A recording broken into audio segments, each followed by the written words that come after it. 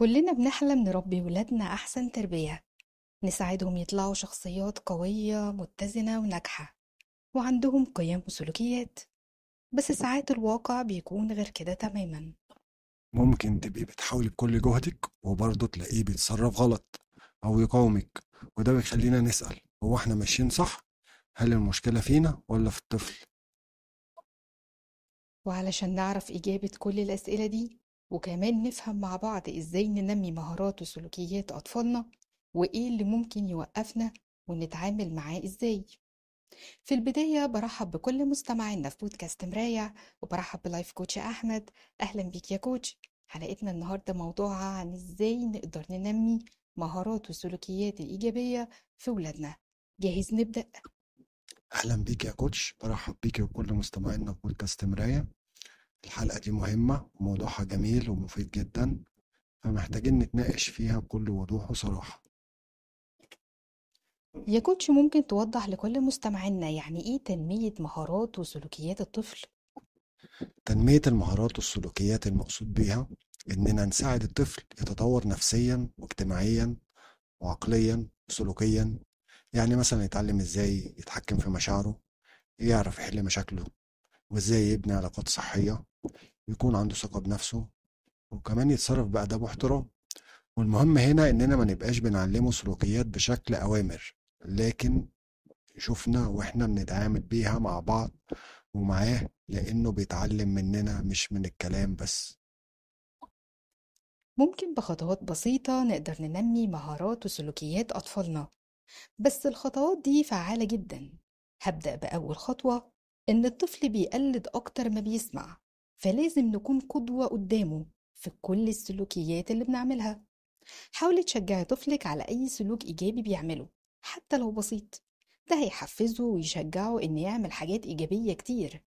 حاولي تسمعيه كويس علشان يعرف إن مشاعره مهمة، وكمان الطفل محتاج تكرار وتوجيه أكتر من مرة علشان يتعود على أي حاجة جديدة ومفيدة بالنسبة ليه. اللعب والمواقف اليومية دي بقى بالنسبة ليكي كأم فرصة ذهبية، اوعي تضيعيها، لأنها فرصة إنك تعلميه أي سلوك أو مهارة بسهولة، لأنه في الوقت ده هيستجيب معاكي جدا. لو لقيت ابنك بيزعق، بدل ما تقولي له ما تزعقش، ابدأي علميه ازاي يعبر عن غضبه بكلام واضح. بس لازم في الأول تكوني تعملي كده، وهنا يجي دورنا إننا لازم نطور من نفسنا الأول علشان الطفل يستجيب معانا ونكون قدوة بالنسبة ليه. خلينا نقول إن طول رحلتنا مع طفلنا بنمر بمواقف وحاجات كتير بتسهل علينا إننا نعلم طفلنا سلوكيات إيجابية ومهارات مفيدة هتساعده في حياته بشكل كبير.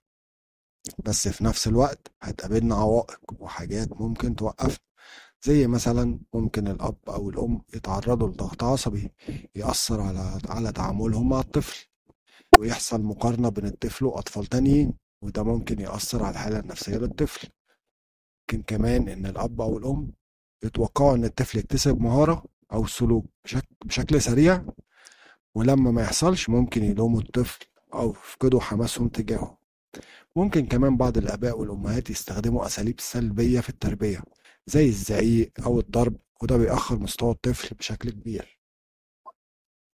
وممكن كمان التناقض في أسلوب التربية بين الأب والأم، يعني الأب مثلا بيضرب ويزعق والأم بتتعامل بهدوء، أو العكس.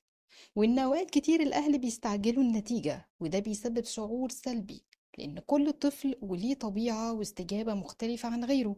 فلازم ناخد بالنا وننتبه للنقطة دي كويس جدا. احنا اتكلمنا عن الحاجات اللي ممكن تقف قدامنا خلال رحلتنا مع تربية الطفل، فمحتاجين نفهم مع بعض ازاي نتعامل معاها ونواجهها. أول حاجة، خدي بالك من نفسك وحاولي تقللي الضغوط اللي عليكي. كل أب وأم لازم يتفقوا على أسلوب موحد في التربية وطريقة التعامل، لأن التناقض ده بيسبب أذى نفسي للطفل بشكل كبير. وزي ما اتفقنا إن كل طفل ليه طريقته وسرعة استجابة خاصة بيه مختلفة عن غيره، فلازم تتقبلي ده. ولو مفيش استجابة من طفلك ما تيأسيش، وخليها تحدي إنك تكملي معاه، وما تنسيش إن العلاقة بينك وبين طفلك هي الأساس. طول ما العلاقة فيها حب وتفاهم، كل حاجة تانية تقدروا تكملوها مع بعض. تنمية مهارات طفلك مش مجرد توجيهات، دي رحلة انتي وطفلك بتتعلموا فيها مع بعض كل حاجة.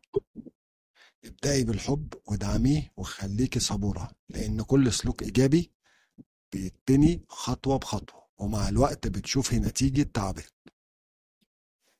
كل مرة تشتغلي على سلوك عند ابنك انتي بتبني في شخصيته مهارة وسلوك جديد. وأهم مهارة عند الطفل إنه يكون سعيد وواثق من نفسه، والباقي هيجي مع الوقت بالتدريج. واحنا دايما معاكم علشان ندعمكم ونكمل المشوار سوا. وبكده تكون انتهت حلقتنا النهاردة. موضوع حلقتنا فعلا يستحق الاهتمام والمناقشة، ويا رب نكون وصلنا رأينا لكل مستمعينا بوضوح، ونكون دايما سبب في وعي بسيط يفرق معاكم. كان معاكم كوتش أحمد وكوتش إيمان، في انتظار أسئلتكم واستفساراتكم دايما من خلال صفحتنا بي هابي على الفيسبوك، انستجرام وثريدز، قناة مراية على اليوتيوب، وطبعا بودكاست مراية على سبوتيفاي. هتكون اللينكات موجودة بالتعليقات. بشكركم جدا على المتابعة، وانتظرونا في حلقة جديدة من بودكاست مراية.